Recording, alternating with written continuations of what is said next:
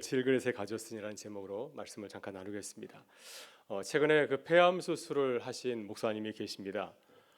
목사님께서 이제 수술 받으시고 항암 치료 받은 후에 회복이 되어서 지금은 암 환자들 위한 치유 집회에서 말씀 사역을 감당하고 있습니다. 또 요즘은 유튜브 방송도 하고 있습니다. 아실 분이 있을 모르겠는데 날마다 기막힌 새벽이라고 하는 설교 방송을 하고 있는데 매일 한 수만 명의 사람들이 그 말씀을 청취하고 있습니다. 최근에 목사님이 이제 자신의 삶을 돌아보면서 이런 얘기를 했습니다. 2019년은 저에게 천당과 지옥을 오가는 시간이었습니다. 처음 이제 폐암 진단을 받았을 때 왜 하나님께서 나에게 이런 질병을 주시는가 이해가 되지 않았고 앞이 캄캄하다고 하는데 놀랍게도 이 암을 통하여서 새로운 사역을 시작하게 되었습니다. 은퇴 이후에 매일같이 수만 명의 사람들에게 복음을 전하는 사역을 하게 되었다. 참 하나님의 뜻이 참 놀랍다 하는 간증을 하였습니다. 여러분 그렇습니다. 우리도 이 목사님처럼 우리의 삶을 돌아보면서 깊이 들여다보게 되면 이런 고백을 하지 아니할 수가 없습니다. 우리가 부정적인 눈으로 우리가 싫어하는 거 미워하는 거 바라보게 되면은 하나님을 원망하고 불평할 때가 참 많이 있습니다. 왜 내게 이런 일이 벌어질까? 왜 내게 이런 일이 생겼을까? 하는 마음이 들지만은 그러나 우리가 또한 주님의 눈을 가지고서 바라보게 되면은 우리가 미처 생각하지 못하였던 놀라운 은혜를 경험하게 됩니다. 내가 전혀 예상하지 않았던 놀라운 세계가 우리 인생 가운데 펼쳐져 있음을 보고 고백하지 아니할 수가 없습니다. 그래서 우리가 늘 이런 은혜를 날마다 깨닫고 누려야 됩니다. 이런 은혜가 우리 안에 살아 있어야 날마다 우리가 기막힌 은혜의 하루를 시작하며 또 살아가게 될 줄 믿습니다. 오늘 본문에서 사도 바울도 기막힌 사역을 감당하고 있습니다. 바울 사도를 보게 되면 이런 질문이 나옵니다. 어떻게 이렇게 힘들고 어려운 사도의 길을 한결같은 마음으로 감사하며 걸어갈 수 있을까? 우리는 마음이 상하거나 힘들게 되면 도망치고 싶을 때가 참 많지 않습니까? 그런데 사도 바울은 그렇지 아니하고 한결같이 감사한 마음으로 걸어가고 있습니다. 내 삶의 자리 가운데 벌어지고 있는 여러 가지 고난의 자리, 어려움의 자리는 바로 하나님께서 나를 부르신 사도의 증거라고 고백하고 있습니다. 여러분 오늘도 우리도 우리의 자신의 모습 한번 돌아보실 수 있기를 바랍니다. 우리 안에 주님이 주시는 기쁨이 넘치나요? 오늘 루아 자매가 우리에게 귀한 간증을 해주셨는데 오늘도 우리 주변에 있는 많은 사람들에게 내가 만난 그 하나님에 대해서 복음에 대해서 증거하고 싶은 열정을 가지고서 살아가고 있으십니까? 또한 주님께서 내게 주신 그 삶을 기쁨으로 감당하고 있으십니까? 이제 우리가 한 해를 보내고 또 새해를 맞이하는 중요한 길목에 서 있습니다. 이 중요한 길목에서 하나님의 은혜를 회복하실 수 있기를 바라고요. 하나님의 은혜를 가지고서 날마다 기쁘며 살아가는 우리 모든 주의 백성 되실 수 있기를 주의 이름으로 축원합니다. 여러분 그렇다면 사도 바울이 사도의 직분을 기쁘게 감당하는 힘은 어디서 왔을까요? 바울 사도는 오늘 본문에서 이렇게 밝히고 있습니다. 7절을 보게 되면 내게 주신 사역을 기쁘게 감당하는 이유를 이렇게 밝히고 있습니다. 우리가 이 보배를 질그릇에 가졌으니 이는 심히 큰 능력은 하나님께 있고 우리에게 있지 아니함을 알게 하려 함이라.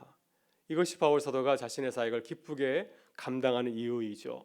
이 말씀을 깊이 묵상하게 되면은 왜 사도 바울이 어려움과 또 고난의 여건 가운데서도 힘들어하지 아니하고 기쁨에 그 사역을 감당하는지 그 이유를 우리가 살펴볼 수가 있습니다.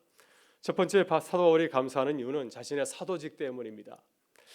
바울은 자신을 어떻게 이해하고 있습니까? 7절 말씀을 보게 되면 자신을 질그릇이라고 말하고 있습니다. 바울 사도 당시에 여러 가지 그릇이 있었지만은 여러 가지 그릇 가운데서 가장 값싼 그릇, 흔한 그릇, 천한 그릇이 바로 이 흙으로 만든 질그릇이었습니다.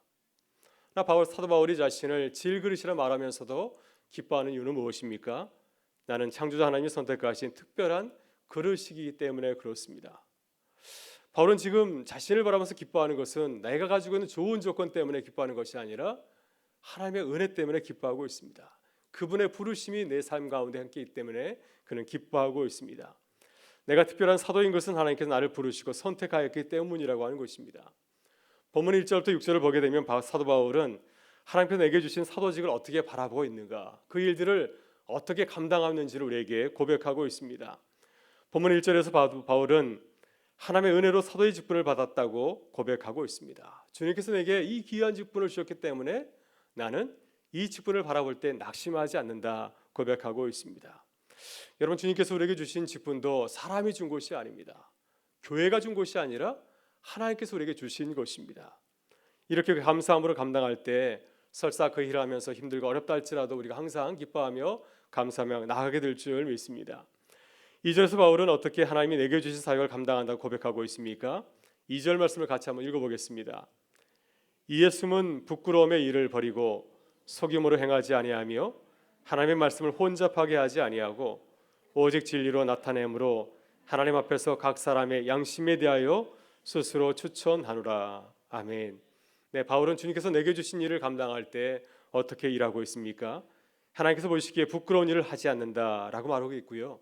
무슨 일을 하든지 사람을 속이지 않는다 말하고 있습니다. 또 하나님의 말씀을 자신의 생각으로 바꾸지 아니하고 그 말씀을 있는 그대로 진행하고 있다고 고백하고 있습니다. 오직 하나님의 진리를 전하려고 애를 쓰고 있다고 하는 것입니다. 또 모든 사람들이 자신을 자신 있게 증거할 수 있도록, 자신을 추천할 수 있도록 그렇게 참사가 되려고 노력하고 있다고 고백하고 있습니다. 그만큼 하나님이 내게 주신 사도의 직분을 사도 바울은 영광스럽게 생각하면서 감사함으로 나아가고 있다고 하는 것입니다. 3절과 4절을 보게 되면 바울은 자신의 복음 사역에 대해서 확신을 가지고 있습니다. 그런 자신이 복음을 잘못 전할 사람들이 복음을 믿지 않는다라고 생각하지 않습니다.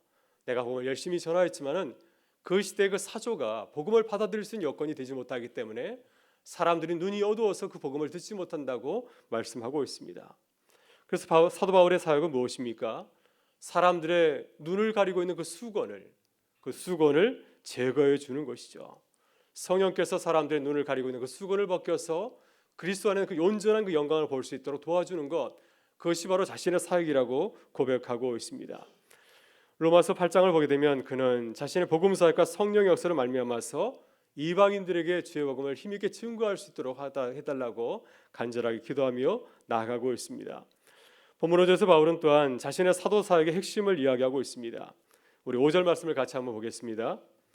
우리는 우리를 전파하는 것이 아니라 오직 그리스도 예수의 주 되신 것과 또 예수를 위하여 우리가 너희 종된 것을 전파함이라. 아멘.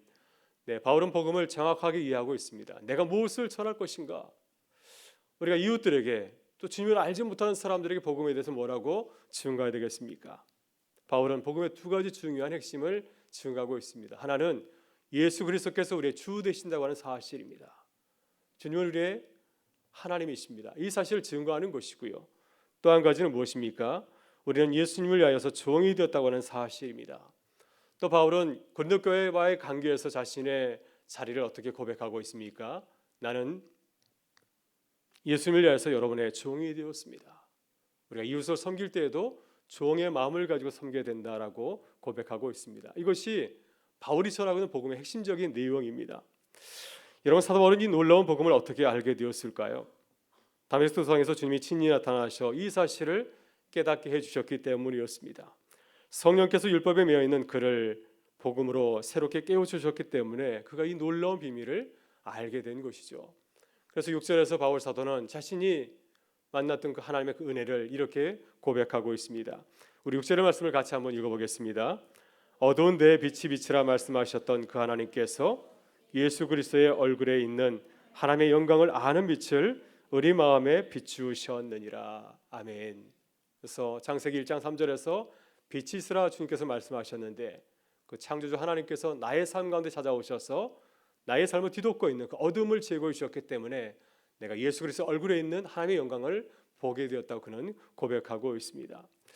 이런 사도 바울은 자신의 사도직을 하나님의 은혜로 바라보았습니다. 내가 뛰어나서 하나님의 은혜를 입은 것이 아니었습니다.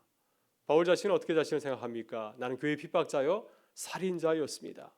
또 주의 마음을 아프게 하는 아주 날카로운 가시와 같은 존재였습니다. 하나님 보시기에 아무짝에도 쓸모없는 질글과 같은 존재였습니다. 하나님께서 이런 나를 택하셔서 영광스러운 사도로 삼으셨습니다. 주님의 그 선택과 부르심을 바라볼 때 사도 바울은 감사하지 아니할 수가 없었습니다. 여러분, 우리 직분을 어떻게 바라보고 있습니까? 우리의 시선을 우리로 향하고 있습니까? 우리가 이 은혜를 감사하기 위해서는 우리의 시선을 우리 자신에게서 돌려서 하나님을 바라봐야 될 줄 믿습니다. 내가 뛰어나서 선택된 것이 아니라 하나님의 은혜로 우리에게 거저 이 선물을 주셨기 때문입니다. 주의를 위해서 우리를 부르신 줄 믿습니다. 이 은혜를 늘 기억할 때 우리가 감사함으로 나아가게 될 줄 믿습니다. 두 번째 바울의 감사 이유는 자신의 사역 때문입니다. 여러분, 바울 사도는 자신의 사역을 바라보면서 불평하거나 원망하지 아니합니다. 어떤 일을 만나든지 그 사역의 내용에 관계없이 항상 하나님께 감사하고 기뻐하고 있습니다. 본문 7절에서 그는 자신의 사역을 바라보면서 기뻐하는 이유를 이렇게 고백하고 있습니다. 우리 7절 말씀을 다시 한번 읽어보겠습니다. 우리가 이 보배를 질그릇에 가졌으니 이는 심히 큰 능력은 하나님께 있고 우리에게 있지 아니함을 알게 하려 함이라. 아멘. 네, 바울은 자신의 사역을 바라보면서 나를 집중해서 바라보지 아니하고 내가 뭐가 뛰어나서 주님께서 나를 부르셨을까, 나의 인간적인 모습을 바라보는 것이 아니라 그는 내 안에 계신 보배 예수 그리스도를 바라보고 있습니다. 예수 그리스도께서 내 안에서 살아서 역사하고 있음을 그는 바라보고 있습니다. 나는 사라지지만은, 나는 질글 것 같지만은 보배이신 주님께서 내 안에서 하나님의 역사를 이루어 가시기 때문에 그는 크게 기뻐하고 감사하고 있는 것입니다. 8절 이하에서 바울은 선교지에서 만난 어려운 목회적인 사항에 대해서 고백하고 있습니다. 그러나 바울 사도는 낙심하거나 절망하지 아니하죠. 정말 고린도후서 11장을 보게 되면 수없이 고난과 역경을 만났지만은 그 가운데서 그는 슬퍼하거나 절망하거나 좌절하지 아니하고 오히려 기뻐하고 감사하고 있습니다. 그 이유가 무엇일까요? 8절부터 10절에서 그는 이렇게 고백하고 있습니다. 우리 8절부터 10절의 말씀을 같이 한번 보겠습니다. 우리가 사방으로 우겨싸움을 당하여도 쌓이지 아니하며 답답한 일을 당하여도 낙심하지 아니하며 박해를 받아도 버림받지 아니하여 거꾸로 튀김을 당하여도 망하지 아니하고 우리가 항상 예수의 죽음을 몸에 짊어짐은 예수의 생명이 또한 우리 몸에 나타나게 하려 함이라. 아멘. 네, 바울 사도가 주의 일을 감당하다가 어려움을 만나도 기뻐하는 이유가 어디에 있습니까? 11절에서 그는 이렇게 고백하고 있습니다. 우리 살아있는 자가 항상 예수를 위하여 죽음에 넘겨짐은 예수의 생명이 또한 우리 죽을 육체에 나타나게 하려 함이라. 내가 죽음을 통하여서 그리스도 역사가 내 삶 가운데서 일어나기 때문입니다. 내가 그리스도 역사를 일으키는 그 씨앗이 되었기 때문에 그는 감사하고 있습니다. 여러분, 예수님께서 요한복음 12장에서 말씀하셨습니다. 하나님의 일알이 떨어져 썩으면 많은 열매를 맺게 되느니라. 내가 썩지 아니하면, 내가 죽지 않으면 하나님의 열매도 맺을 수가 없지만 내가 죽을 때 그리스도께서 나를 통해서 놀라운 역사를 일으키신다고 하는 것입니다. 이와 같이 사도 바울은 자신의 고난을 하나님 나라의 관점에서 바라보고 있습니다. 주님의 죽음이 많은 사람들을 구원하는 역사를 일으킨 것처럼 내가 사역지에서 죽을 때, 내가 고난을 겪을 때 나의 삶을 통하여서 하나님께서 놀라운 역사를 이루어 가신다고 믿기 때문입니다. 무엇보다 바울 사도는 내가 고난을 당하나 기뻐하는 것은 고린도교 성도들 위해서라고 고백하고 있습니다. 참으로 놀라운 고백입니다.